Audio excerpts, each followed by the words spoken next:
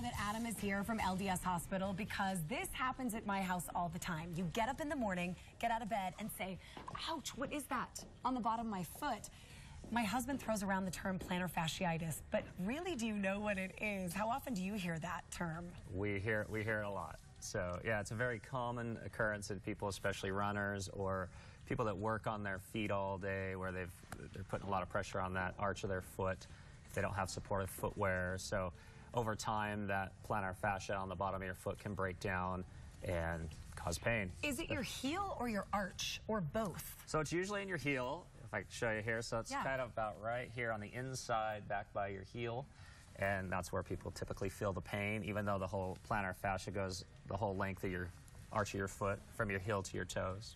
Okay. What are the symptoms that people should be looking for to really pinpoint that that is what it is? So typically it's real painful in the morning when you get up because it's tightened up overnight, and those first steps in the morning can be quite painful until it loosens up. Then it feels a little better. Then towards the end of the day it gets worse because it's then getting fatigued again more. So that's a typical sign, and then pain again in that part of the heel. All right, let's go over again who is at risk for plantar fasciitis. We have a couple people, a lot of people actually could be, people who stand on hard surfaces for long hours. That's right. Maybe broken down footwear, you're not keeping up on your, especially people that work in tennis shoes all day. Those, should be replaced every few months to keep that arch support. Well, who would be the people with tight calf muscles? Is that runners? I mean, what makes your It could be runners. It could be anyone. Some people are just predisposed to having tight muscles, but runners are very high risk for plantar fasciitis, especially if you're running hills.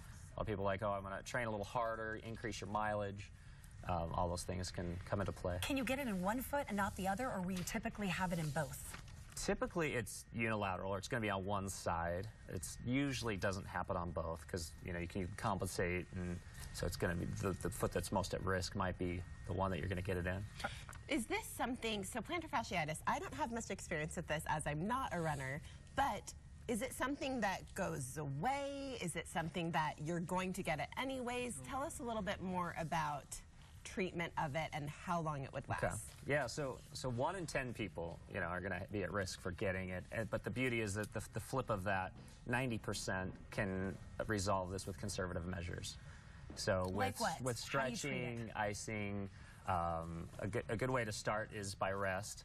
Get off it if you can, so you're not on your feet all day. All right, so for runners out there that say, how do I get off? How long should I be resting it before I can run again? What do you usually say? So you want to stretch your calves is a great thing to do, as well as stretching the bottom of your foot. So you can just basically grab your toes and pull it back until you can get a stretch. This is a good thing to do before you get out of bed, even in the morning. Stretch that foot.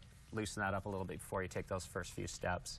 And then a good exercise for the intrinsic muscles of your feet.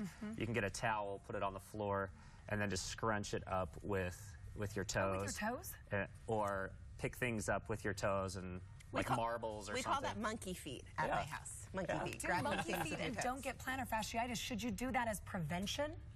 You can, absolutely. Stretch well before activity. Try to change your positions at work where you're not on your feet constantly in one position. Stop having your wife rub your feet. Is that on the list? I say we're going to put it on there. Start having your wife rub your feet. Okay. Well, I feel like you can check that list out at ldshospital.org. Their information is up there and also linked.